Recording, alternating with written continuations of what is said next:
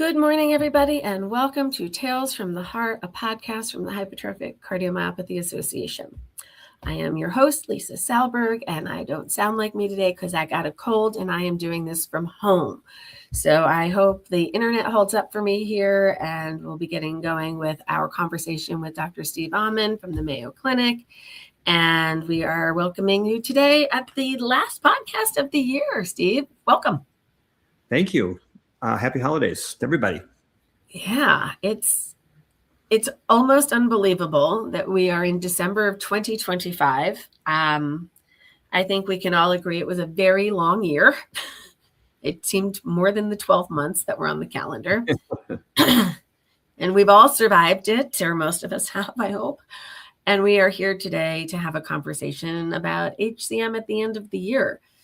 So the HCM community has gone through so many pivotal changes over the past couple of years, with more treatment options available, more clinical trials, more publications, more interest in our community than ever before.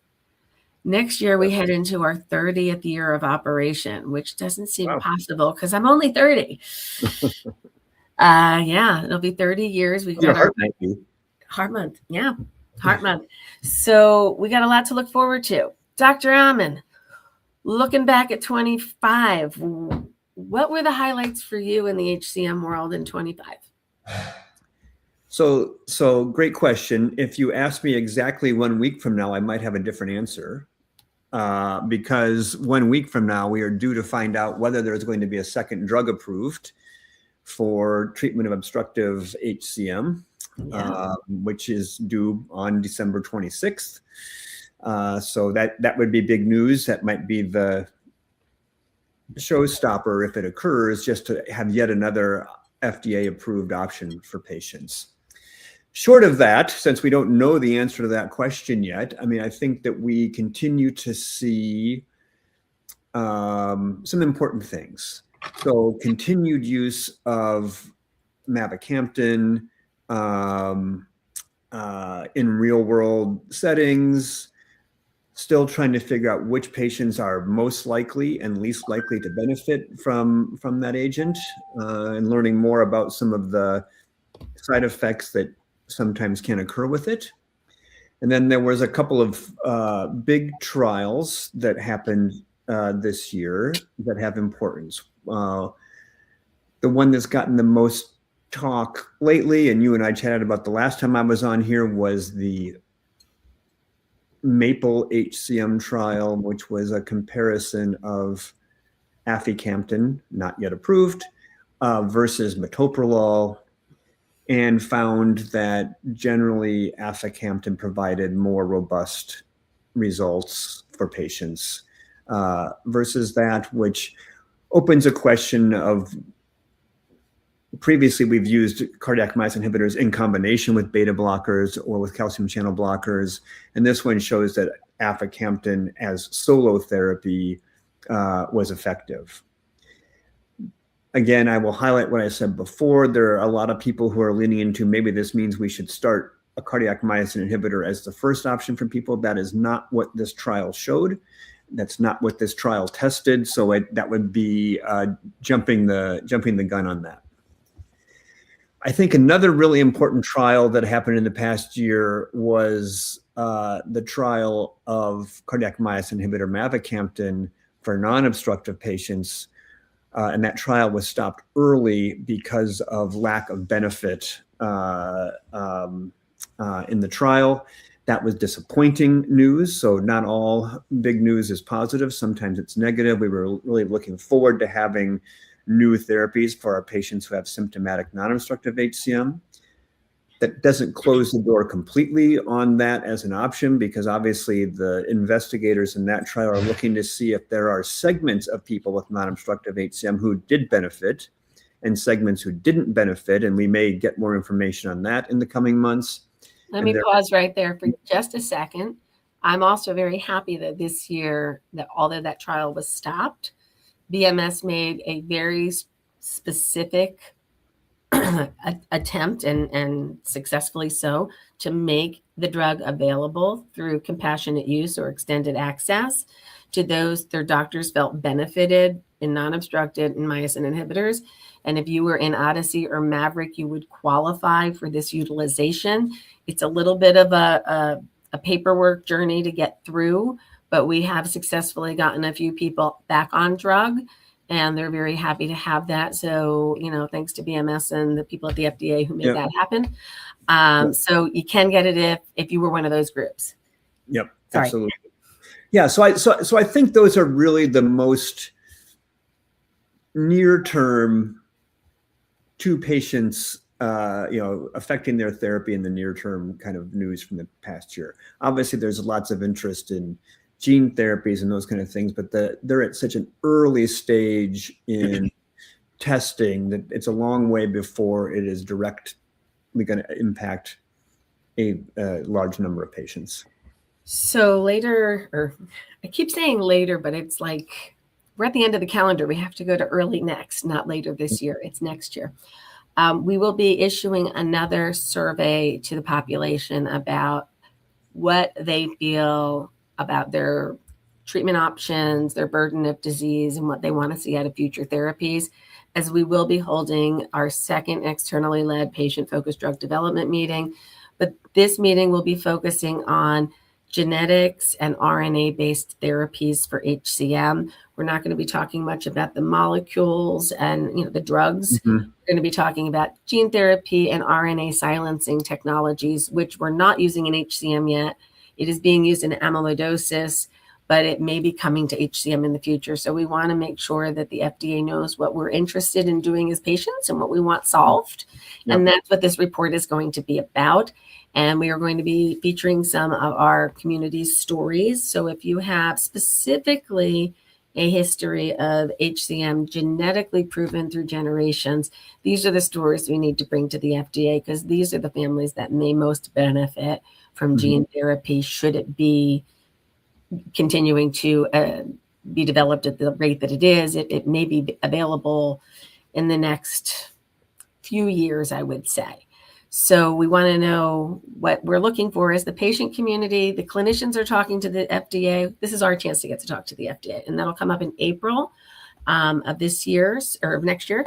So you're going to hear a lot about this in January, February, building up to it, and then the event will be on April 23rd. So I think that's important. Steve, I wanted to ask you about some work that I've been fascinated with this year, and we will be having him on next year to have some conversations. And that is one of our friends from overseas, and that's James Moon, who's doing some interesting work in wall measurements in HCM, like what is normal, what is abnormal, and are there gender and height and weight differences between what the maximum wall thickness should be and when one could be called HCM or another thick heart muscle disorder. Do you think that there's a need to refine echo parameters based on gender, height, and weight? Yeah, it's a great question, and there isn't a right answer to the question. But so obviously we have for years used a single parameter greater than 15 millimeters to diagnose HCM. But human beings come in a whole bunch of different sizes, even as adults, but even more so when they're children. And so, yes, normal ranges of heart size should be somehow taking into account the body size of the human being that's there. And I'm not talking about adipose enhanced body size, but just the physical structure of a human being. A 6'4" person with a large skeletal frame is going to have a different heart size than a 5'2" small framed individual. So I think that is true. The question is, how clinically impactful is that in our world? I mean, we've always kind of had in the guidelines that while 15 is kind of the measurement we use, it can be lower than that if they're from a family that has HCM. So if it's 13 or 14 millimeters, which is outside the normal range, but that's in a family that is known to have HCM, well, then we start treating that person as if they have HCM. And so there's always going to be these gray zones. There's no demarcation that clearly shows at this 1 millimeter lower, it's not HCM. At this 1 millimeter higher, it is definitely HCM. There's always gray zones, and that's going to have to include clinical judgment. So it's scientifically true that we shouldn't be using single measurements for all sized human beings. Clinically, I'm not sure how much of an impact it's going to have and how we treat, who we diagnose, et cetera. I found it useful in this past year or so using the tool he's created, which is just a research tool, to look up what the maximal wall thickness should be, specifically in small women. Yep.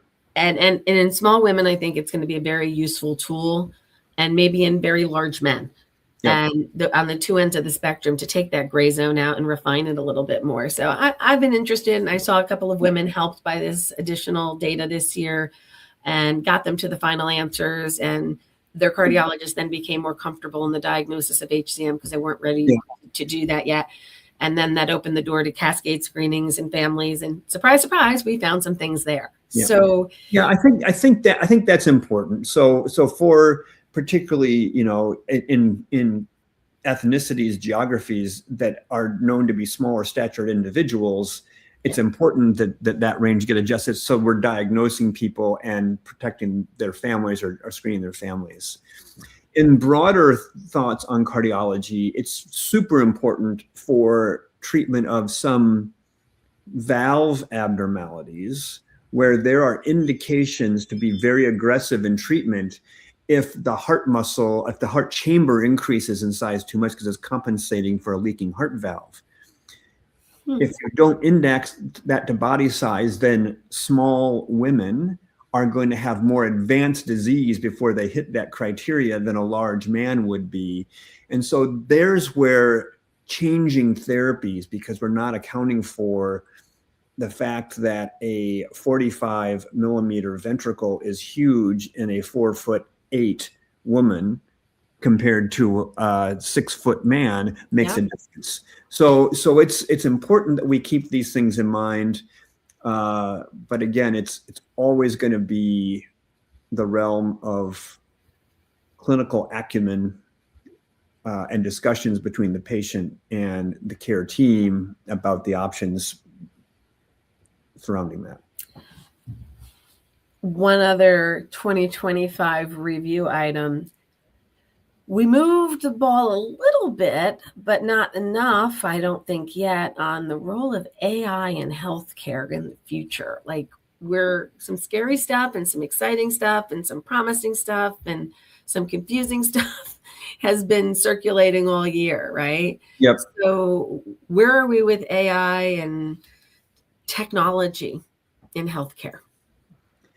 Yeah, I think it is still it's in the early stages and to be determined, and but it's being wrestled with everywhere. Even our medical journals, when we publish our research results, are grappling with it because it's super easy for someone to have a AI engine generate an article. Yep.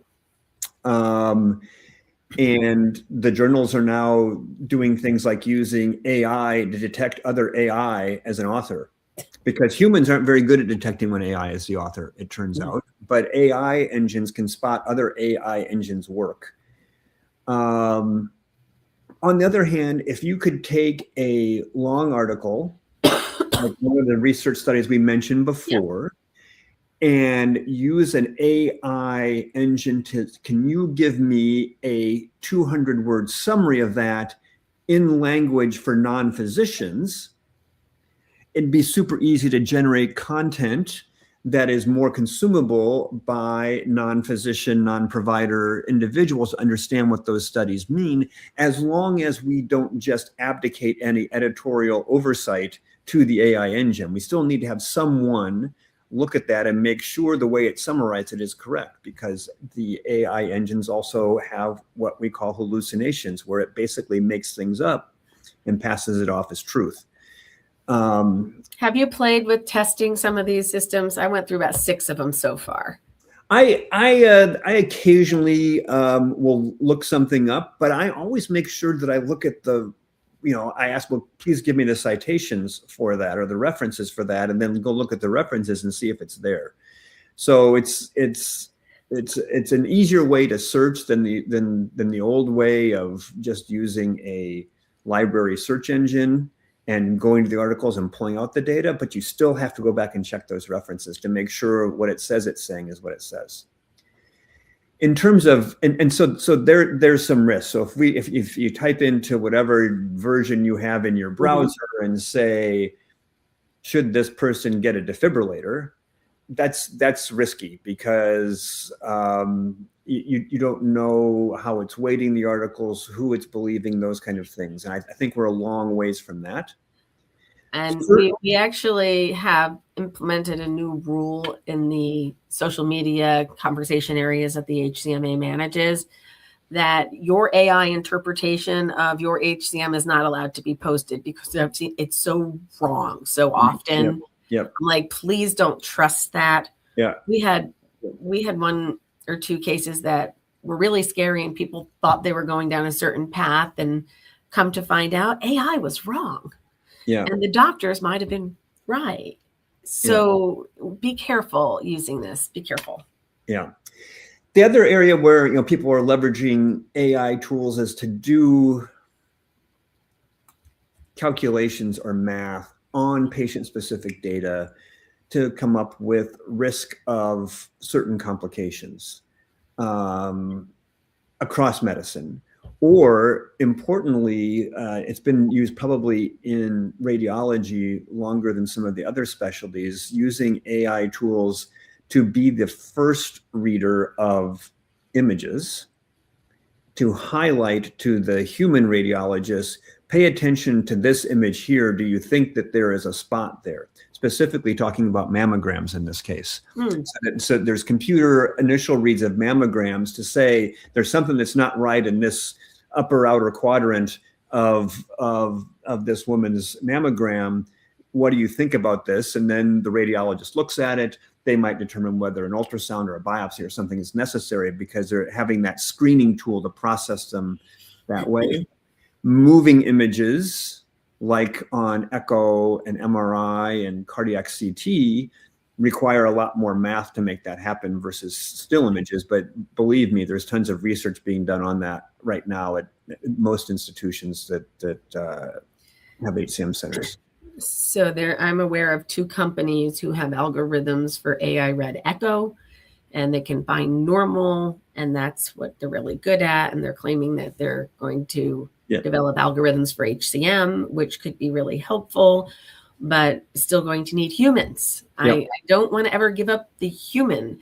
In 30 years, I might change my mind, but between now and then, I think we still need the human eye and the critical thinking to make sure that we're keeping patients safe.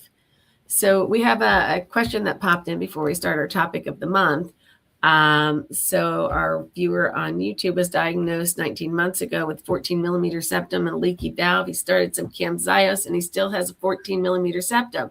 My question to you is, should he expect his septum to regress because of Camzyos?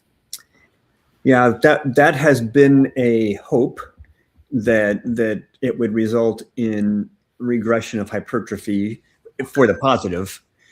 And we have seen in the trials of the cardiac myosin inhibitors, when used to treat obstructive HCM, that as a group statistic, the mean thickness decreased. But that doesn't say that every individual in the trial had a decrease in their thickness, just as a mean it did. We have seen similar decreases in wall thickness for people that have had successful ablation and successful myectomy away from where the ablation and myectomy sites are, which raises the question of, does the change in wall thickness following successful relief of outflow tract obstruction using ablation, myectomy, or cardiac myosin inhibitor, is that simply because the heart isn't having to push the blood out through a narrow channel the way it did, so it's not lifting weights as much as it used to, so it's losing some hypertrophy? versus the hope for the cardiac myosin inhibitors would be a direct disease modifying effect. And I don't think we have the information on that. I personally think that the Odyssey HCM trial, if it had been wildly positive and showed regression of hypertrophy in non-obstructive patients, we would have a lot more hope that that was a disease-modifying thing. But because we didn't see that, it dampens the enthusiasm for that a bit. So the I would bottom caution. I'm going to give a Lisa opinion. Yeah, It has the observational viewpoint. So there were some people that were in the Maverick trial for a long time, and there were people that were earlier in Odyssey. I really think you need a longer time to treat that muscle to see regression, because there were people in the original Maverick trial that had significant wall regression, like 2-3 millimeter changes, but over years, not over weeks or months. The need to treat these longer, I think, is really important to evaluate. And we may not see that in the trial, but in the real world, maybe we'll see it a little bit more. Yeah, that's 100% a possibility that it's going to take a longer term. Right. The other thing is that none of the cardiac myosin inhibitor trials were restricted to patients with gene positive HCM. And it may be the gene positive HCM that is more directly going to have an impact on. Right. And so we'll need longer term studies to see whether that's true or not. So for this individual, for 18 months, septum still 14, that doesn't mean that it's not working. If you had obstruction and your obstruction's relieved and your symptoms are better, that's really what the goal of therapy with the drug is anyway. And so therefore it's beneficial. So I hope that was helpful to the viewer, and I'm going to kind of move on to the next section here. Want to give a shout out to our friends at Cytokinetics. They're having an exciting month already. They made it through a hurdle called I always get this one wrong, CHMP meeting, which is the Committee for Medical Products and Human Use for the European agencies. They made it through with aficamten with a positive result, which is a next step towards a label in multiple places potentially. And then just 2 days ago, aficamten was approved in China. The distributor in China will actually be Sanofi China. So it's a contract deal between Cytokinetics and Sanofi will be distributing aficamten, or, oh my goodness, I can say the name, Mycorrhiza. So get ready for that one, Steve. Mycorrhiza. Okay. So we have Camzyos and Mycorrhiza are our myosin inhibitors. So I think that's the first time I've said it publicly. I actually had to ask them to pronounce it because it's spelled Myqorzo. Oh, interesting. So we're a little cute there, right? Yep. So Mycorrhiza. So just congratulations to the team over at Cytokinetics. They've done a lot of amazing work over time to bring this drug to market. And their company, I believe, is 26 years old now. And this is their first label. It's in China. You didn't get it in America yet, but congratulations to Robert, Fatty, and the entire team. That was a major accomplishment, and we are applauding you. So that's what I have there. Now, there's the press release. Ross dropped it in Facebook. So here we are at the end of the year, and lots of, we kind of stick with the theme through the holiday season of getting through the holidays with HCM and with our families. It's fun. It's exhausting. There's high expectations. There's extra stress. And we're doing it this year with this looming healthcare crisis at our feet. So there might be a little extra stress economically for some families this year. So I want to just kind of focus in on what can we do to take care of ourselves and our HCM hearts through the holiday season, and what are the things that we might want to moderate. This is a case where this advice probably just applies to all of us. Probably. whether we have HCM or not. I mean, to paraphrase my son, who was diagnosed with type 1 diabetes when he was a teenager, when the dietitian came in and told him about the diet, he summarized it and said, so basically you're telling me I have to eat the way everyone else is supposed to. And that's kind of the advice for how we manage the holidays. And you already used the word, it's moderation. Yes, everyone's going to indulge a little bit because it's kind of what happens over the holidays, but it's more important. Obviously, many patients with HCM have more symptoms following meals. And so you're just going to have to watch your portion control. But so should the rest of your family, because everyone gets miserable if they eat too much. But watching portion sizes. For those patients who particularly have non-obstructive HCM and occasionally have shortness of breath or heart failure symptoms, really watching the sodium content you're getting in those cases. For those of you who have obstructive HCM, that's maybe not as important as those with non-obstructive HCM. Alcohol can be a stimulus for symptoms, particularly in patients with obstructive HCM. It can make your obstruction worse temporarily if you're having alcohol. And just, in terms of trying to stay hydrated, it's probably a better idea if you are someone who enjoys alcohol as part of the celebration to make sure you're drinking non-alcoholic beverages. I think the social media term is zebra striping, where you zebra striping. Aren't you like current? Oh yeah, you might have one alcoholic beverage, then you have a non-alcoholic beverage, and then you have so yeah. I think I got that right. Anyone who's more maybe younger or socially savvy might correct me on whether I used that term correctly. I think sleep is important for all of us. And again, in that vein regarding alcohol, if you're going to drink alcohol, it's better to stop a few hours before bedtime so your body has a chance to metabolize it, so you get restful sleep. Yes, you'll fall asleep quick if you're having nightcaps, but you don't get quality sleep, so then you're going to feel worse the next day. So try to have your alcohol at happy hour and not as a nightcap. I was having that conversation recently with my husband that I have to be a day drinker now, because if I have a drink at night, my stomach does not like me anymore. So I've never been a day drinker. I'm going to have to give it a try this holiday season. And we'll figure that out. Okay. So we have an off-topic question from the holidays, but let's bring it up. Vincent wants to know if there have been any recent advances between the diagnosis of sarcoidosis and HCM and other thick heart muscle disorders.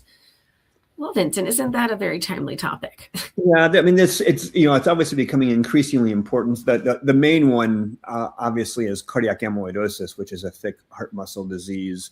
Now that there are therapies specific for cardiac amyloidosis, it's crucial that we make the diagnosis of amyloid versus HCM and specific subtype of amyloid for which the new therapies are amenable. So, cardiac MRI continues to advance for both sarcoid, amyloid, and HCM as one of the key tools for that.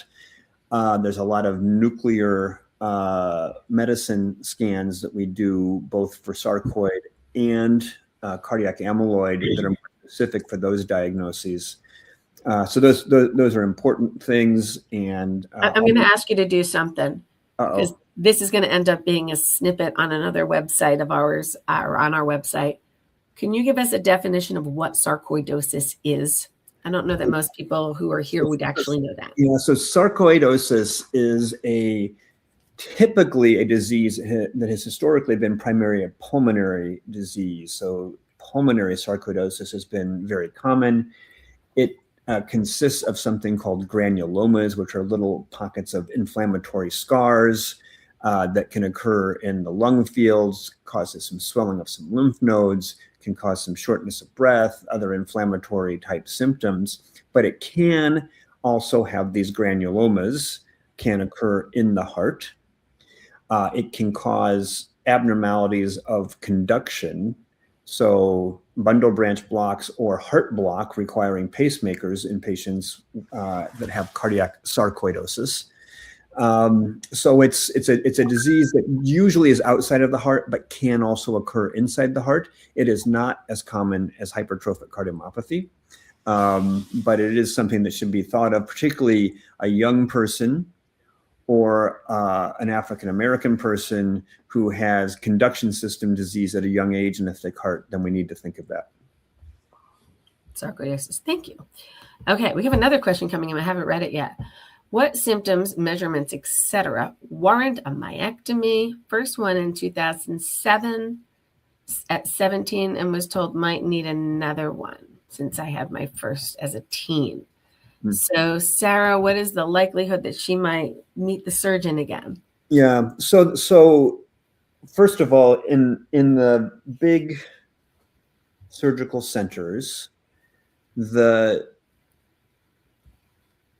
rate, so of the myectomies they do each year, about 2 to 3% are repeat myectomies. So most people that have a myectomy don't need another one if it's done by an experienced surgeon at one of those experienced centers. One of the largest segments of those who do need repeat myectomies are those people who had a myectomy before they were fully grown. So 17 is going to be borderline, probably fully grown for a female, maybe not for a male at age 17, but still at an at-risk phase that the surgeon just couldn't account for the growth of that human being that was going to occur yet in their life.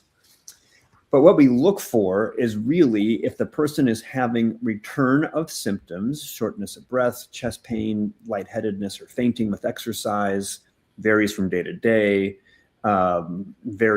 worse in hot, humid environments, worse after meals, all those kind of things that we talk about for symptoms of obstruction, that we can prove obstruction is present to a gradient of at least 40 to 50 millimeters of mercury at rest or with provocation, and that there's at least 15 millimeters of wall thickness that the surgeon could then work with. So if a person is, so we don't just go because there's thickness of the heart muscle. That's not a reason to do a myectomy. Mm-hmm. We don't even do an operation just because there's return of gradient if there's no return of symptoms. And again, there's a new option that there wouldn't have been in 2007 because you're now a few years older than that. So you would be a candidate for a cardiac myosin inhibitor if you are having symptoms, to see how that makes you feel while you're contemplating whether or not another operation is needed. So, Sarah, I would look at your echoes regularly. When you get your echoes, look at your gradient, be honest with yourself, how you're feeling, communicate that with your care team. But that doesn't mean you have to go meet a surgeon again. The next question we have here is, can you discuss the outcomes between AFI and MAVA, or Camzyos and Mycorrhiza? So we can all use the right words here and the new names. So what have you seen in the data so far? Yeah, it's a really good question, Margaret. So first of all, there's been no direct comparison of mavacamten to aficamten. So you can't really do, if there's a 0.1 difference in that, one parameter versus other, you can't really say that's different between the two. But what you can do is take a step back and look at the big picture and not the details, and qualitatively, conceptually, they seem to have similar impacts on the percentage of patients who derive benefit from the drugs, the robustness with which they relieve gradients in those patients who are successfully treated, the rates of suppressing left ventricular systolic function is in the same ballpark. I would not want to conclude based on, again, non-head-to-head comparison that one is different than the other. So I would say that qualitatively, they look pretty similar in terms of what they do for patients and their symptoms. There are some differences in the drugs that may come to impact the choice of drug in individual patients. Specifically, there appear to be fewer interactions with aficamten than there are drug-drug interactions between mavacamten and other medications that are used. So that could be a difference that might influence a choice for an individual patient. Also, the what we call the half-life. So how quickly your drug levels get up to speed and how quickly they taper off when you stop a drug is different between the two. So it takes mavacamten longer to get up to therapeutic levels in your blood and longer to wear off when we stop it than it does for aficamten. That might change how quickly we can change doses in people when we're starting, or how quickly, if someone was on one of the drugs and they needed to have some other therapy for cancer maybe, or an operation that we don't want the drug on board, how quickly you can get to that next therapy if you're on one agent versus the other. But in terms of treating hypertrophic cardiomyopathy, they, again, qualitatively look similar to me. I'm getting the question a lot. Is one better? Should I switch from one to the other? There are some people that might want to do that for drug-drug interactions for other conditions that they're trying to manage, and they've been having a challenge doing so. Yep. I think that is in the minority of individuals, but we have choices. Yep. We're not used to having choices in HCM. We haven't been able to do that before because we only had one labeled indication drug approved. Yeah, I think there's two more things to talk about. First of all, we still don't have aficamten approved, so it's not even an option to switch anybody at this point. Nope. So we're kind of assuming it's going to get approved, and I think it will be surprising to us if it doesn't. But that's still not for sure.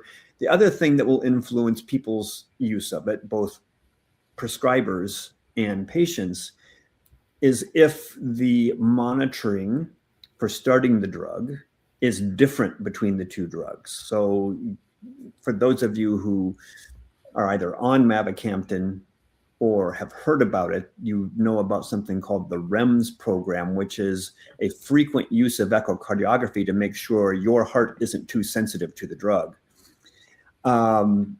If aficamten is approved with a different REMS frequency or burden, that could substantially change how frequently it's used. If it's a lot easier to start it and monitor it than it is mavacamten, then you're going to see people wanting to use aficamten more. If it's a lot harder, Right, then they're going to still stay with mavacamten. If they're the same, then it's going to come down to the things that Lisa just mentioned, and that is availability of drug-drug interactions. Maybe you started one and you had a side effect to one of them and you can try the other one, so it'll come down to that. So really that REMS program approval will also influence which drug is used most often. Okay, we have a really interested, Carrie, all of these videos are on the internet. You can pick them up later on LinkedIn, Facebook, or YouTube. You can always find them. So Steve, we're going to take a pivot, and I'm going to tell you about something that's coming up in 26 before we bring this next question up. Mm-hmm. There are some brilliant minds in pediatric cardiology, but I would argue that few in our space of cardiomyopathies are more prestigious than Jeffrey Tobin, Mm-hmm. who retired this July after a very long career. And he's not done yet. He wants to do a little bit more. So he will be joining us in 26 on podcasts and webinars, along with a couple of other masterclass individuals from the pediatric cardiology community, the senior members and some of the junior members. And we're going to start an ongoing regular conversation with pediatric cardiology here on Tales from the Heart. And there will also be some webinars. We recognize that there is a bit of a division between how pediatrics and how adults manage HCM, and even what we call HCM.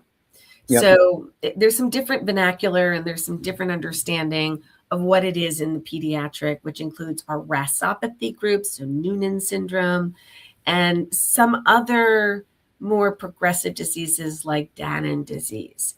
So we're going to start tearing apart and digging in and going down those rabbit holes I love to jump down on all things pediatric cardiology coming up next year. That being said, to the adult cardiologist, there's a pediatric question, but I think it can be generalized. How can you best monitor a child for symptoms when a child doesn't understand what symptoms are? And I'm going to comment on that before I hand it to you. She's currently on atenolol, and pediatric cardiologist is worried. Lots of worrying parents out there. Any second, I don't know what it says after that. Okay, we get the gist, hon. Yeah. So Sarah, I'm going to start by saying I've just came back from a meeting called CBCT, Cardiovascular Clinical Trialists. And one of the hot topics was, what's normal? What does a normal life feel like for somebody with HCM versus somebody without HCM? And how do we define a symptom or a limitation if we don't have an understanding of where the normal base should have been? So it gets a little challenging, and it's even more so in children. We are trying to improve our patient-reported outcomes measures, KCCQ HCM. We're working on that. Actually, I have a meeting later today that will help us identify symptoms better, but that doesn't help kiddos. It's really hard to know what kiddos have in terms of symptoms, but we recognize that there's some work to be done here in helping the clinical community understand what we think is normal versus what they're perceiving when they look at us as normal. So there's a little bit of a difference there, and we're hoping to work together to find a better understanding of what normal should be. So Steve, what do we do with kiddos and symptoms? Yeah, I know it's a great question, and I agree with what you said. So there's a couple of ways that this can be approached. So first of all, we wrote into the guidelines that exercise testing should be a routine part of the ongoing evaluation of pediatric age patients with HCM for this reason.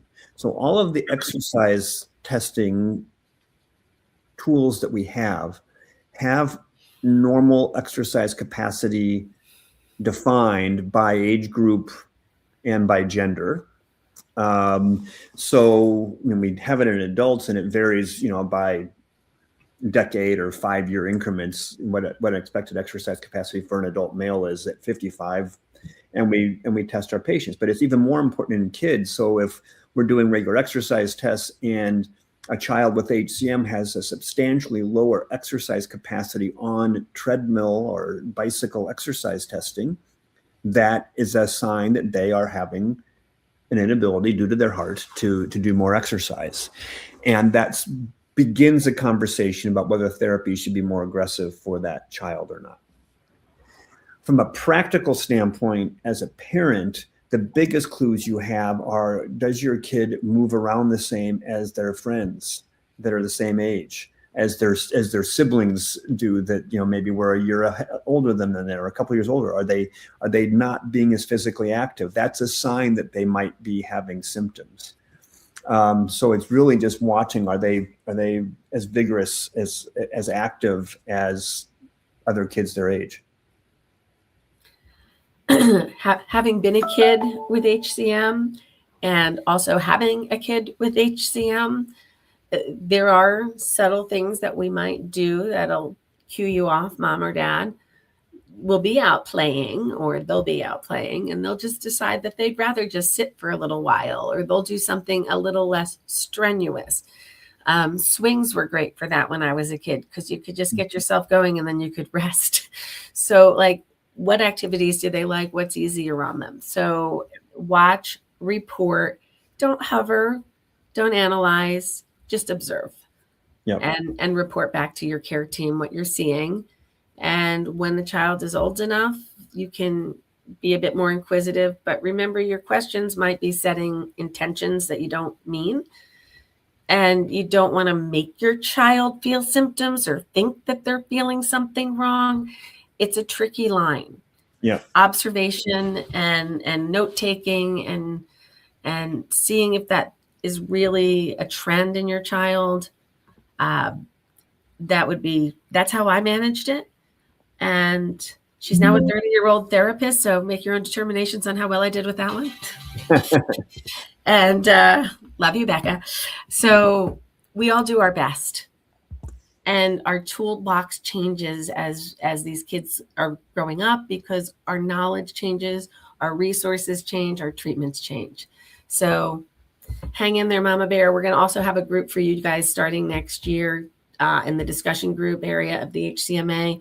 We're going to have a group, I think it's going to start in February or March, that is for parents with children under college age.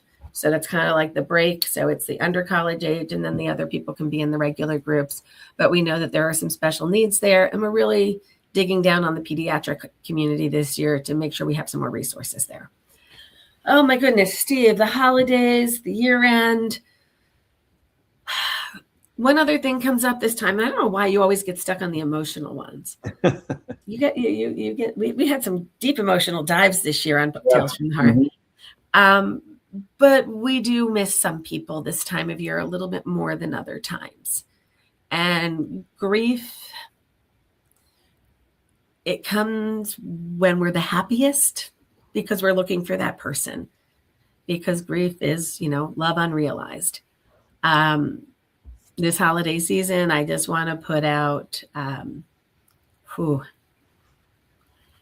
my best wishes to all of those who are grieving somebody this holiday season. And I am going to take a moment here to bring you into the circle a little bit. We had a loss in our community. One of our board members lost his daughter this week, not HCM related. It was sudden, it was unexpected, and details will follow. Sad things happen during the holidays, and it is so unfortunate. So just remember out there, treat people with kindness. The world is a little crazy right now. And I feel like I've said that a lot this year. But it's hard enough to get through life. On top of life with HCM, it gets a little bit more complicated in some ways. And navigating loss and a little bit of loss of security in our healthcare access. And I know that has gotten a lot of people very nervous this year. And somebody keeps wanting to talk to me, and I need to put my phone on silent. So sorry. So I just want to bring up those who are grieving, take the time to grieve.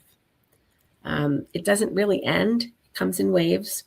For some, it's going to be real palpable right now because it's fresh. So to our own community, to Kevin and his family, and Brent and his family, who's another friend connected with this, just want to send out a lot of love and support and a lot of kindness. Don't forget kindness. Kindness, kindness, kindness.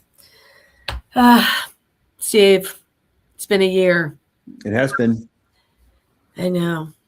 Oh, and we got to do some congratulations. So I won't leave on grief. I'll leave on congratulations. So of all the contributions that Barry Marin has made to HCM himself and through the hands of his son, Marty, who you get to see here all the time, there's another Marin that you may not know unless you're into the pulmonary hypertension world, and that is Bradley Marin, Barry's other son, who became the editor of Circulation in November, which is a really big deal, especially if your dad is a prolific writer like Barry Marin. Steve, you want to say anything about that? No, I mean, it's one of the, I would say, top 3 cardiology editorial positions in the country, Circulation and JAC and JAMA Cardiology. So it's elite level job and honor for Brad. And I've had a chance to talk to him about it. He's got some great visions for how he would like to see the journal evolve. This is not so much direct to patient information, but how to make it more accessible to cardiologists, et cetera. But it's a big job. You don't understand that the number of research investigations that are submitted for publications. Yeah.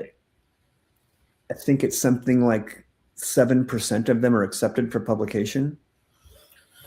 So, and you consider these journals are published weekly, with about 20 articles in each of them. And so just think that they're screening that many more, and there's this rigorous process to review them by peers to make sure the science is valid and all these kind of things. So it's a huge job, and I wish Brad all the best on his new endeavor.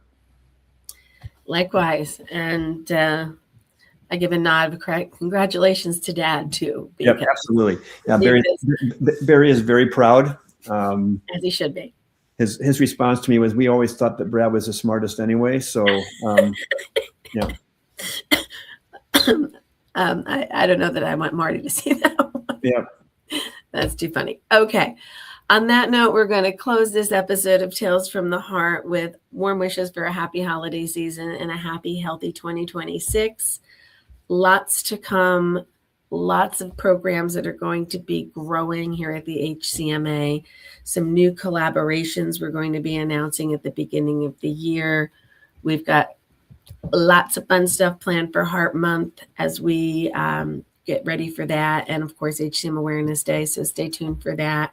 You may see one more podcast this year. It'll be an emergency podcast, and it'll be Marty and I. And if you see us, that means that there's a new labeled drug, and we will announce it when it drops, hopefully within 24 hours, maybe even sooner. So if you get an emergency announcement that we have a podcast, there's some news to share.